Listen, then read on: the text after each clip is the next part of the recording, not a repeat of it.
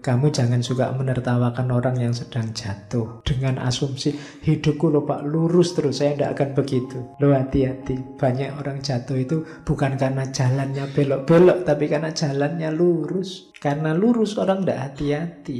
Bersyukurlah pada Allah dan berdoalah semoga kamu selalu ditaruh di posisi yang aman untuk tidak jatuh.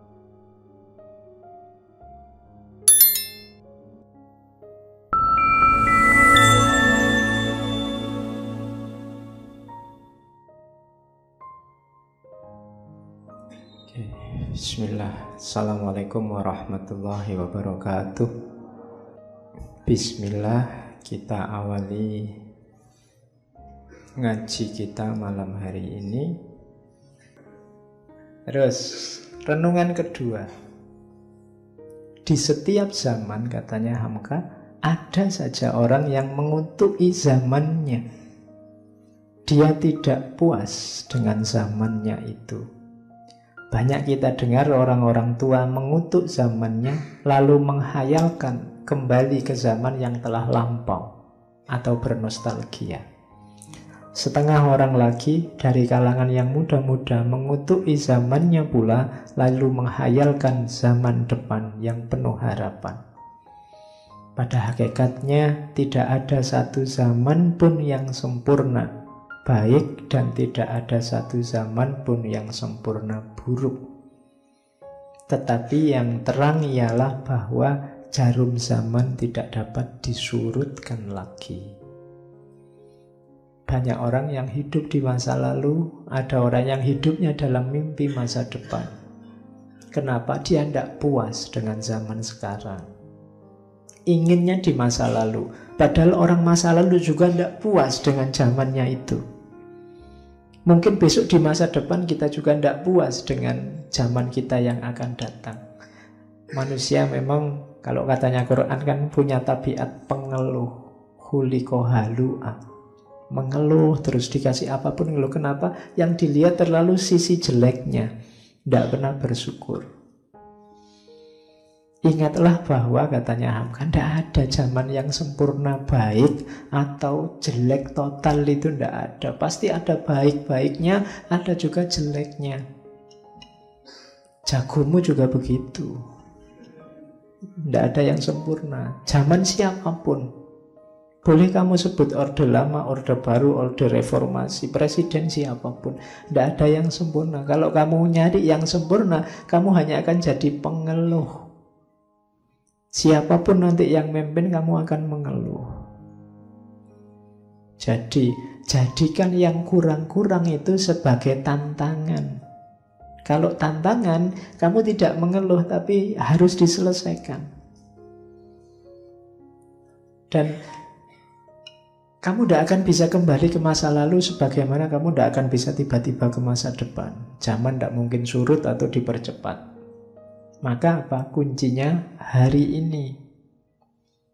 Itu Hamka menasihati itu. Jangan gampang mengeluh, nanti kamu stres terus. Syukuri, nikmati yang baik yang hari ini kamu temui. Atasi yang kurang yang hari ini kamu temukan juga. Itulah rumusnya orang hidup. Jangan mudah mengeluh, jangan tidak puas selalu.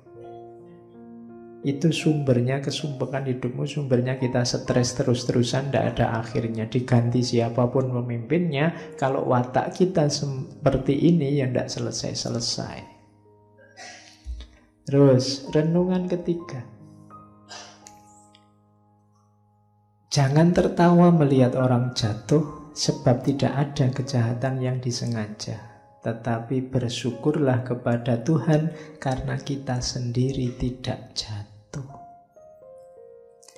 Dalam hal jatuh, janganlah terlalu percaya kepada diri sendiri dan kepada datarnya jalan-jalan. Karena menurut laporan dinas lalu lintas, lebih banyak mobil yang jatuh di tempat datar jika dibandingkan dengan yang jatuh di tempat pendakian atau penurunan yang berkelok-kelok. Kecelakaan itu justru banyak terjadi di jalan yang sepi, yang datar, yang lurus. Begitu jalan kelok-kelok orang cenderung hati-hati. Ini nasihatnya Hamka apa? Loh, kamu jangan suka menertawakan orang yang sedang jatuh dengan asumsi hidupku loh Pak lurus terus, saya tidak akan begitu. Loh hati-hati, banyak orang jatuh itu bukan karena jalannya belok-belok, tapi karena jalannya lurus. Karena lurus orang tidak hati-hati. Ada ditangkap KPK terus kamu ketawain, rasain makan uangnya rakyat. Loh, jangan-jangan kamu sebenarnya juga terancam oleh itu. Kamu mungkin korupsi dikit-dikit tapi tidak sadar. Kamu merasa tidak jatuh tapi sebenarnya kamu jatuh. Atau kalau memang kamu tidak jatuh, kamu menertawakan dia itu tidak berbudi. Katanya Hamka, yang berbudi apa? Bersyukurlah kamu tidak jatuh seperti dia. Terima kasih ya Allah, aku tidak ditaruh dalam situasi posisi yang memungkinkanku korupsi. Karena aku tidak jamin kalau aku di posisi yang sama tidak melakukan hal yang sama. Nah, itu yang dimaksud jalan tadi. Bersyukurlah pada Allah dan berdoalah semoga kamu selalu ditaruh di posisi yang aman untuk tidak jatuh. Doakan temanmu yang jatuh itu jangan ditertawakan, semoga dia segera sadar dan kembali ke jalan yang lurus. Kan harusnya itu. Karena biasanya seperti pernah saya bilang, kalau ada orang jahat masuk penjara, kalau ada koruptor ditangkap KPK, itu kan terus kita merasa sombong, merasa besar, kita tertawakan dia. Menertawakan itu berarti merasa kamu lebih benar dari dia, merasa kamu levelnya lebih bersih dari dia. Dan ini juga penyakit hati. Maka bersyukur saja sama Allah. Wong kebaikanmu hari ini juga atas anugerah, atas pertolongan dari Allah. Tidak ada jaminan kalau kamu di posisinya dia, tidak kayak dia, jangan-jangan lebih parah. Nah, jadi itu nasihatnya Hamka yang ketiga. Ini untuk zaman tahun 60-an, Orde Lama. Saya tidak tahu kalau sekarang masih relevan apa tidak kamu dinasihati kayak gini. Tapi kelihatannya ya masih. Jadi jangan, karena penyakit paling susah diobati itu sombong dan paling susah dideteksi. Wong merasa tidak sombong itu kan juga sebentuk kesombongan. Loh iya kan, kayak saya ini Pak, tidak pernah sombong saya itu. Sama aja itu, sombong. Oke, terus renungan yang keempat. Ini penting untuk para guru, para ulama penceramah. Banyak guru agama yang gagal dan mengeluh karena kegagalannya. Pelajaran agama yang diberikannya tidak segera diterima oleh orang banyak. Salah satu sebabnya ialah dia mendahulukan nadhir daripada basyir, mendahulukan ancaman daripada bujukan, rayuan. Dia mendahulukan usron daripada yusron, mendahulukan yang sukar daripada yang mudah. Dia mengusir, bukan mengumpulkan.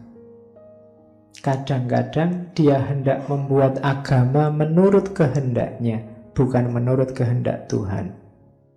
Dan setelah gagal, disalahkannya orang lain. Ini Hamka menyindir kita yang bergerak di dunia agama, yang suka menasehati, mungkin yang suka-suka juga ceramah, yang kemudian mengkritik masyarakatnya. Ini masyarakat gimana? Dikasih tahu kebaikan, dikasih tahu kebenaran kok nggak dijalankan. Sudah dimarah-marahi biar lurus kok nggak lurus-lurus. Sudah diceramai tiap hari kok nggak manut-manut. Katanya Hamka, jangan-jangan metode kita yang salah. Jangan-jangan kita lebih suka mengancam daripada merayu. Dan banyak kan sekarang yang isinya teriak-teriak, marah-marah. Hati-hati nanti kamu disate di neraka. Itu kan ngancam. Nah, iya. Kalau kamu kayak gitu, kamu sudah murtad. Begitu kamu murtad, halal darahmu. Itu ngancam. Orang jadi ngeri. Saya ada pengalaman, di kampung saya sendiri ada masyarakat yang aslinya rajin ke masjid, terus jadi males ke masjid. Kenapa? Alah, mesti dimarahi, mesti disindir-sindir. Ya kan? Salah bacaan dimarahi, salah apa dikit disindir. Orang jadi males ke masjid. Ke masjid buat apa, nanti di sana juga dimarahi. Jadi ndak, kita mungkin salah metode, mengutamakan ancaman daripada basyir. Basyir itu kabar gembira. Tenang aja, Allah Maha Pengampun. Salah dikit-dikit ayo diperbaiki, nanti yang lama insya Allah diampuni oleh Allah. Itu kan Allah senang. Tidak apa-apa yang kemarin itu kan karena kita tidak tahu. Bagi yang tidak tahu, Allah mengampuni. Sekarang kita perbaiki. Tidak harus galau, tidak apa-apa. Malah kalau sudah dosa, tobat dari nol lagi, kayak di pom bensin. Aman kita. Yang lama-lama sudah hilang. Loh kan itu orang jadi gembira. Daripada tiap hari diancam, disetrika lah, disate lah, beratnya. Atau jangan-jangan kita mendahulukan yang susah-susah. Begitu didahulukan yang susah, orang juga malas. Barang siapa ngajinya ndak fasih, Fatihahmu ndak sah. Kalau Fatihahmu ndak sah, sholatmu batal. Waladhdallin. Wes. Kalau membaca huruf dot itu susah bang deso. Iya kan? Ngalaihim itu gimana? Alaihim di dalam sini namanya. Susah wes. Ilate wong Jawa disuruh gitu. Susah duluan, orang lari. Kita dulu kan yang usron, bukan yang yusron. Kok gitu terus kita ngeluh. Besok ndak ada yang ke masjid, kita marah-marah. Gimana masyarakat ini? Jangan-jangan metode kita yang salah. Kita bikin orang lari terus. Jadi kita membuat orang terusir. Yang ngusir ya kita sendiri. Tidak membuat orang berkumpul, tidak menarik. Para wali zaman dulu coba dilihat. Untuk menarik orang ke masjid, dikasih kentongan, dikasih tambur besar itu. Dulu kan itu orang, ini ada apa toh, kok jangan-jangan ada pertunjukan musik nih. Itu kan ada kayak kentongan dipanggil datang itu. Oh enggak, di sini mau sholat. Kalau mau sholat itu kan membuat orang datang berkumpul. Sunan Kalijogo bikin wayangan itu kan. Hari ini wayangannya diharamkan. Loh, itu dulu membuat orang kumpul. Setelah orang kumpul, ajaran dimasukkan. Dan itu pelan-pelan.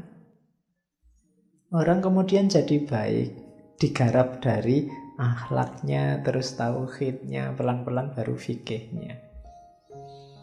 Jadi itu renungan yang keempat untuk para penceramah agama. Ayo diperhatikan, tugas kita menarik orang. Dakwah itu kan manggil. Da'ayatu itu manggil. Jangan malah bikin orang lari. Kita harus bikin orang datang. Kemaslah semenarik mungkin. Jangan bikin orang ketakutan. Sekarang dengar takbir aja kan kita lari. Lagi asik-asik gini, coba dengar Allahu Akbar, kamu bubar mesti. Iya. Jadi bayanganmu mesti kerusuhan nih mesti. Iya. Jadi ayo kita beragama yang membuat orang mendekat, bukan membuat orang lari. Oke, itu nasihat Buya Hamka. Selanjutnya, terus nasihat kelima. Ini untuk intelektual, ilmuwan. Buya Hamka ngambil satu cerita tentang Imam Malik. Pernah ada orang bertanya pada Imam Malik, imam mazhab yang sangat terkenal, 20 masalah yang butuh penyelesaian secara ijtihad. Yang dapat dijawab waktu itu oleh Imam Malik cuma 3 masalah. Yang 17 masalah dijawab oleh Imam Malik dengan aku tidak tahu, saya belum tahu. Meskipun demikian, tetap orang menghargai, menghormati Imam Malik dan tetap dipandang sebagai mujtahid. Jadi di antara integritas seorang ulama, seorang ilmuwan itu kejujuran. Meskipun mujtahid, meskipun ulama besar, meskipun qadhi, kalau zaman dulu bahkan ada namanya qadhil qudot, qadhinya para qadhi, pemimpinnya para qadhi, itu ya kalau tidak tahu bilang tidak tahu. Jangan ngarang. Jangan mentang-mentang, wah aku ahli agama ya. Kalau ditanya agama tidak bisa jawab, gengsi nanti derajatku runtuh, statusku jangan-jangan dicopot sama masyarakat. Tidak usah khawatir. Kalau kamu tidak bisa jawab, bilang tidak tahu. Saya tidak tahu, saya belum tahu. Nanti mungkin saya cari-cari, saya baca-baca lagi. Itu masyarakat tidak akan hilang penghormatannya pada dirimu. Justru kamu semakin mulia karena orang tahu bahwa kamu jujur. Itu pelajaran buat kita. Kalau tidak tahu, bilang aja tidak tahu. Kamu tidak akan kehilangan integritas keilmuanmu dengan itu. Jadi tidak harus, wah saya mahasiswa filsafat, tapi kalau ditanya filsafat tidak ngerti, gengsi, no, dikarang aja lah. Toh filsafatnya sudah mati semua, filosofnya misalnya. Nah, hanya tidak boleh gitu. Bahkan para ulama zaman dulu itu sangat tawadhu. Ngomong apa saja kan selalu diakhiri wallahu a'lam bishawab. Wallahu a'lam bishawab itu dia mau bilang bahwa Allah yang tahu yang paling benar, dan ini hanya sekedar sejauh yang saya tahu, cuma sekedar ini. Mungkin ada yang lebih benar, bisa saja. Nah, itu pelajaran dari Imam Malik yang dikutip oleh Hamka. Jadi besok kalau kamu jadi ilmuwan, tidak apa-apa, jujurlah kalau tidak tahu. Jangan merasa mungkin nanti di antara kalian ada yang ulama, terus ulama itu kan selalu ditanya apa-apa sama masyarakat, tidak akan menjatuhkan martabatmu kalau kamu bilang saya belum tahu. Jangan memaksa jawab hal-hal yang kamu tidak tahu. Kalau kamu sesat sendirian tidak apa-apa, tapi ketika kamu semacam ini, kamu tidak cuma sesat tapi menyesatkan orang. Karena kamu diikuti oleh masyarakat. Oke, jadi itu renungan kelima. Renungan keenam, ini tentang hasud tadi. Hasad dan dengki kepada orang lain sebenarnya tidak menyakiti orang lain itu, tetapi meracuni diri sendiri. Orang yang mengatakan bahwa orang yang didengkinya itu telah jatuh adalah alamat bahwa ia sendiri telah mengakui bahwa orang itu tinggi, sebab tidak ada orang di bawah yang jatuh. Penyakit dengki merupakan gejala kehilangan kepercayaan pada diri sendiri. Orang dapat melihat tanda kedengkian pada wajah orang yang dengki, karena wajah itu tidak pernah jernih, kerut selalu, katanya Hamka. Jadi ingat-ingatlah kalian tadi yang punya rasa dengki. Saya bilang tadi, senang kalau lihat orang lain susah, susah kalau lihat orang lain senang, biasanya pada musuhmu, kubu sebelahmu. Ingat-ingatlah bahwa kedengkian itu tidak berefek apapun pada orang yang kamu benci. Efeknya pada dirimu sendiri. Batinmu gelap, batinmu rusak, rohanimu rusak.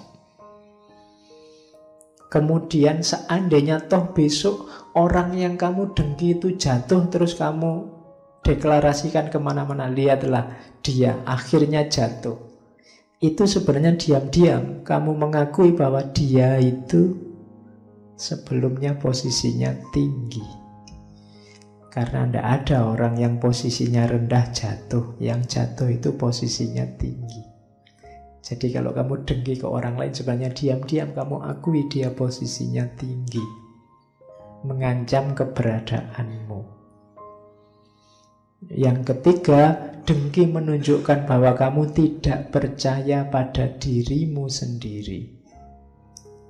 Hidupmu menurutmu bergantung pada jeleknya dia, kemudian susutnya hidupmu karena baiknya dia.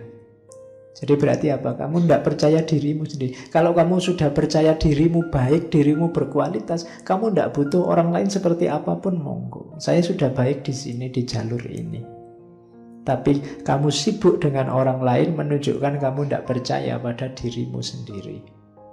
Itu yang ketiga katanya Hamka. Dan yang keempat, orang dengki itu akan kelihatan di wajahnya. Wajahnya mesti tidak enak dilihat. Selalu muram, selalu mengkerut. Jadi mencurang terus. Diajak ngomong juga tidak enak. Kalau kamu punya teman semacam itu, jangan-jangan ada kedengkian dalam dirinya. Kalau kamu ngobrol sama seseorang kok nyebeli banget, nonton wajah itu perutmu mules. Gini ya orang ini. Itu mungkin jangan-jangan ada kedengkian. Katanya Hamka, wajahnya kerut selalu, tidak senyum, susah sekali senyum pada siapapun. Oh itu biasanya ya dalam hatinya ada kedengkian-kedengkian. Padahal ajarannya Rasulullah kan umat Islam itu disunahkan senyum, kemana-mana senyum, pada siapapun senyum. Rasulullah itu punya ciri basam. Basam itu selalu tersenyum. Bahkan tidak senyum pun orang dekat dia rasanya kayak Rasulullah itu senyum terus. Jadi orang rasanya nyaman dibandingkan orang yang masam terus wajahnya. Diajak berguru yang lain ketawa dia merengut. Ya, itu kan tidak enak. Kalau punya teman tidak fleksibel, tidak luas. Itu katanya Hamka, cirinya orang di hatinya banyak hasutnya. Tidak senang lihat orang lain senang, dan senang lihat orang lain susah. Terus yang ketujuh, kalau ini tentang cinta. Pernah kulihat seorang pemuda membonceng gadis pujaannya dengan sepeda di jalan yang mendaki. Keringatnya bercucuran telah mengalir di dahinya, namun dia senyum juga dan dikayuhnya juga. Melihat itu, berkatalah aku dalam hatiku, kalau hati telah jatuh cinta, yang berat rasanya jadi ringan. Pendakian dirasa tanah datar saja. Kepayahan dijadikan satu bingkisan kasih kepada si jantung hati. Oh, itu kan wajarlah bila ada orang-orang ahli tasawuf yang jatuh pingsan seketika mendengar nama kekasihnya disebut orang Allah.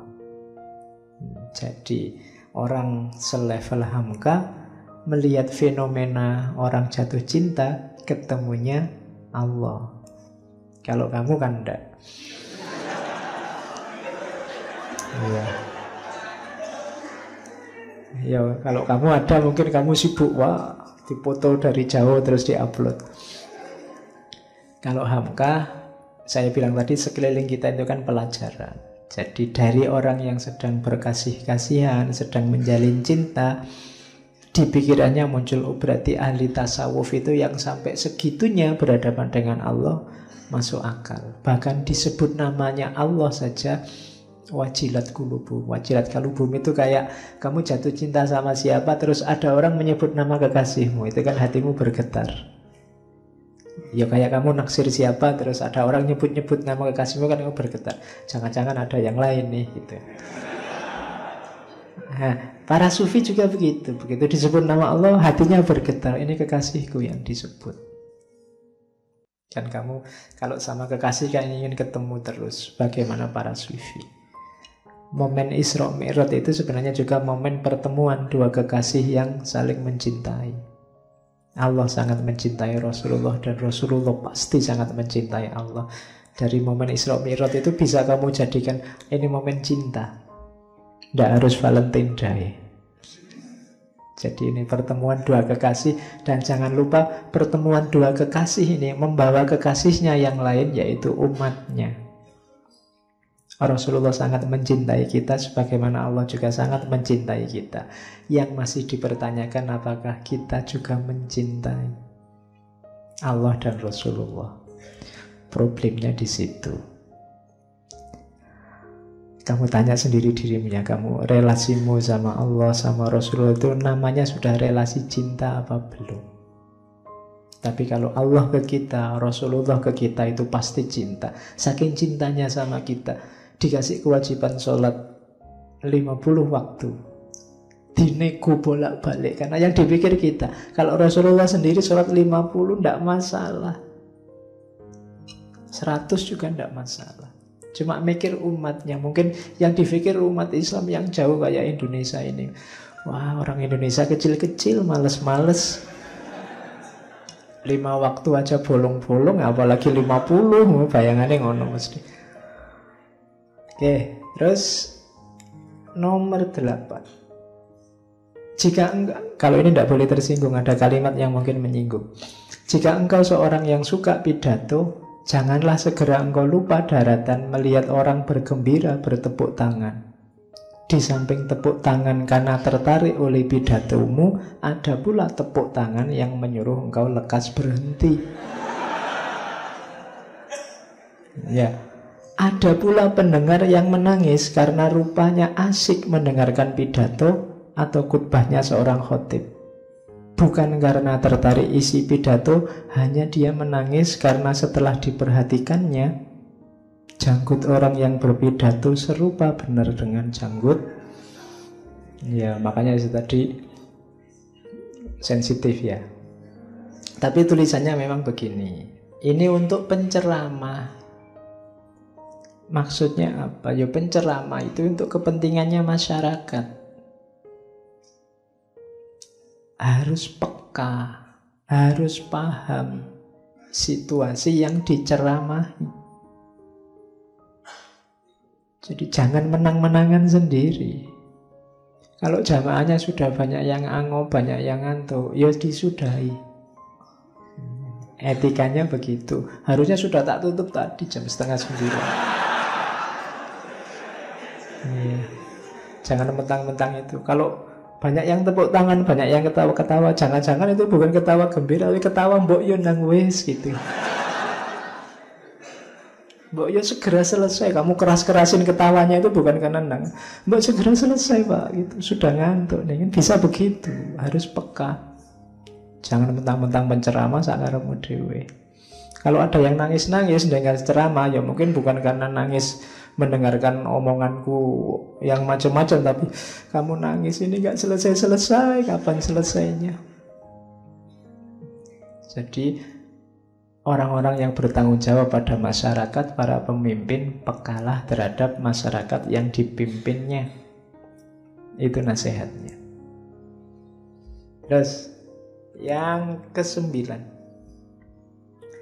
kalau ini saya baca langsung paham. Ada 3 macam manusia menempuh medan pertempuran. 1 macam martabat pertama ialah orang yang berilmu pengetahuan tetapi tidak berusaha dan bekerja. Orang ini laksana prajurit yang tampil ke medan perang tapi tidak mempunyai keberanian. Martabat kedua ialah orang yang bekerja dan berusaha tetapi tidak berilmu pengetahuan.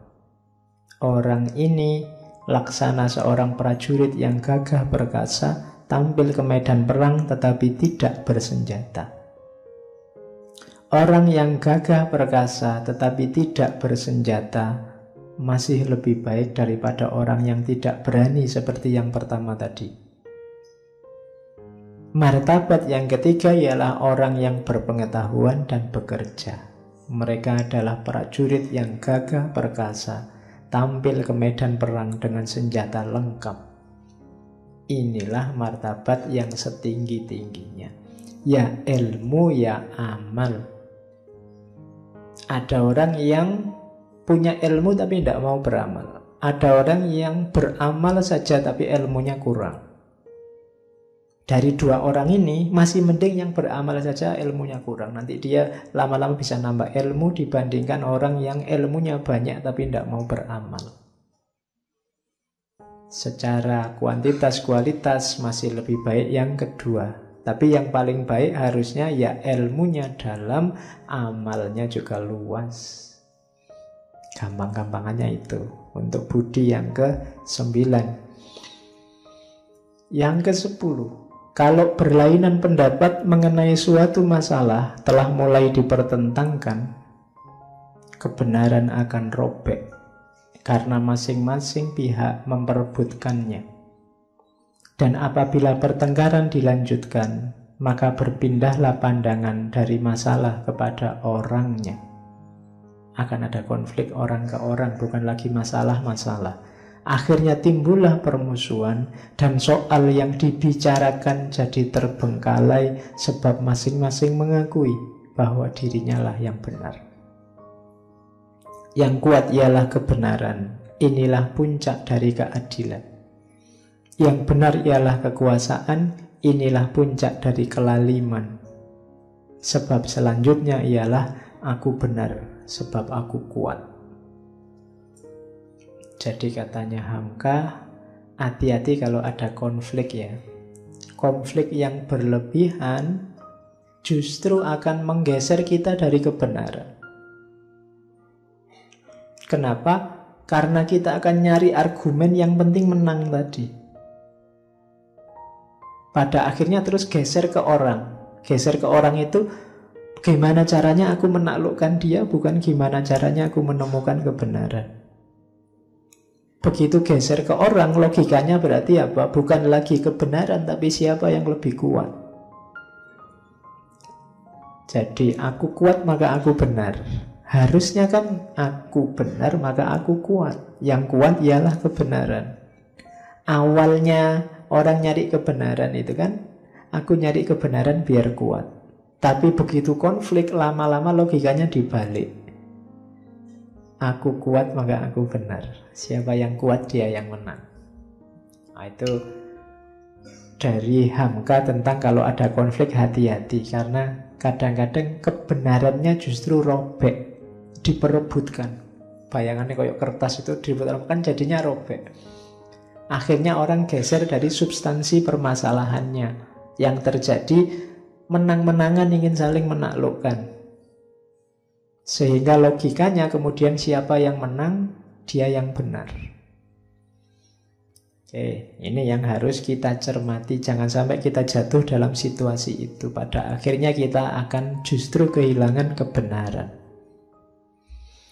Yang ke-11, kalau kita ingin mencari kebenaran, hendaklah kita mengenal batas pikiran kita.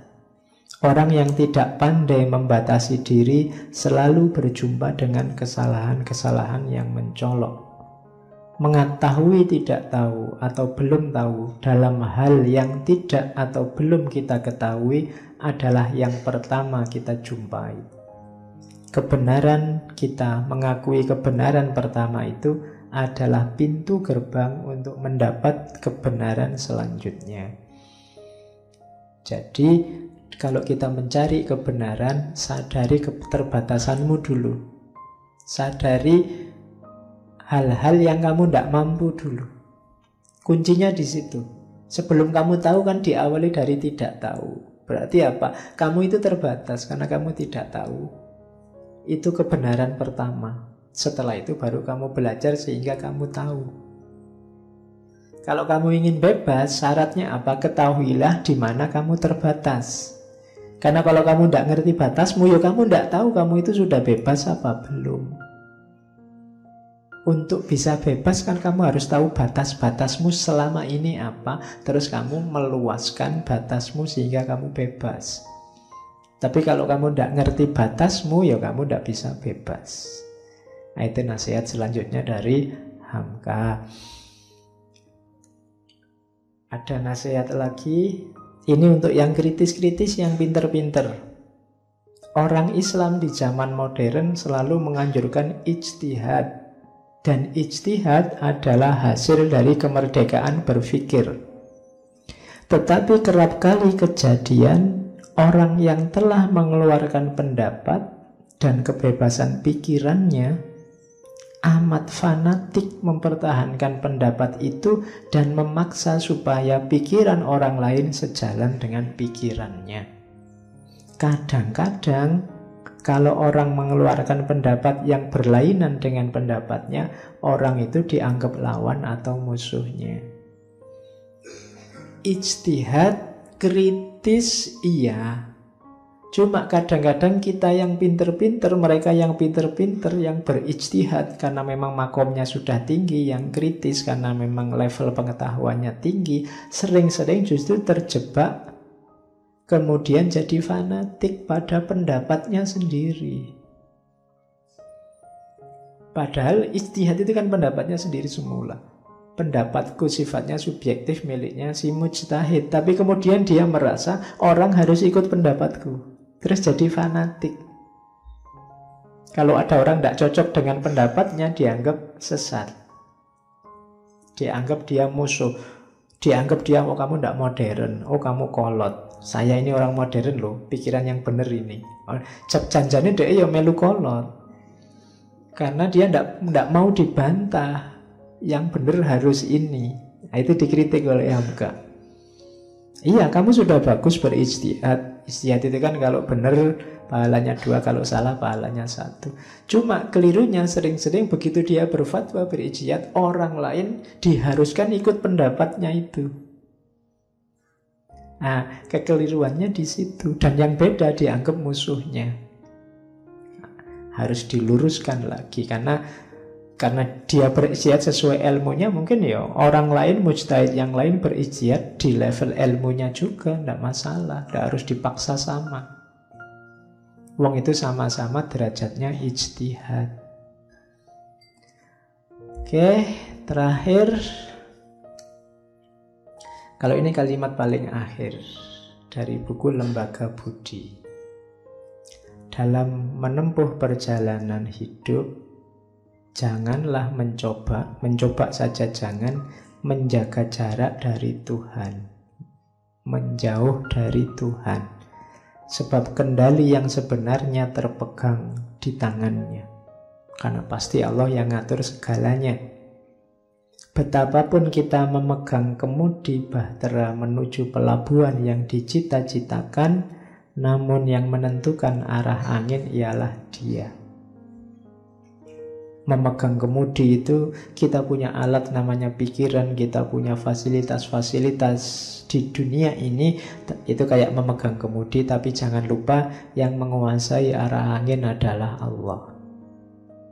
Sebelum sampai ke tempat perhentian, jangan lekas puas dan gembira jika nasib selamat, tetapi bersyukurlah. Kayak kita ini kan belum sampai final, jangan puas dulu, jangan gembira dulu. Perjalanan masih panjang, tapi kita syukuri saja tahap demi tahap kehidupan kita. Alhamdulillah kita masih diberi kesempatan untuk sadar, diberi kesempatan untuk nambah ilmu, bersyukur terus. Dan jika angin ribut mengguncang bahtera sehingga seakan-akan tiang akan patah, janganlah terguncang jiwamu. Sebab sesudah angin ribut itu, alam akan terang kembali. Sebab itu hendaklah sabar. Ada kesulitan, ada masalah, sabarlah. Masalah pasti akan berlalu. Kalau tidak, tunggu saja, pada saatnya pasti berlalu. Kalau enggak, Pak, percaya saja pada Allah. Terus imbangkan pelajaran hidup antara syukur dan sabar. Jadi hidup kita ini rangkaian dari syukur, sabar. Formulanya bisa kadang-kadang syukur, sabar. Atau kadang-kadang sabar, terus syukur. Pokoknya antara rangkaian syukur dan sabar. Ada yang tidak enak, sabar. Ada yang enak, bersyukur. Tidak enak, sabar, enak, bersyukur. Jadi dari syukur ke sabar, dari sabar ke syukur, begitu terus. Dan tidak usah galau dengan perhitungan terakhir, perhitungan laba dan rugi bukan di tengah pelayaran, tetapi di tempat perhentian terakhir. Kalau kita istiqomah dengan syukur dan sabar kita, insya Allah husnul khotimah. Allahumma khtim lana bi husnil khotimah. Oke, alhamdulillah Hamka selesai dengan lembaga budinya. Masih banyak nanti karya-karya Hamka akan kita bahas, entah di sesi kapan, karena beliau produktif banyak menulis kitab. Minggu depan kita lanjutkan dengan kitab akhlak yang lain. Untuk malam ini kita akhiri sekian, kurang lebihnya mohon maaf. Wallahul muwaffiq, wallahu a'lam bissawab. Wassalamualaikum warahmatullahi wabarakatuh.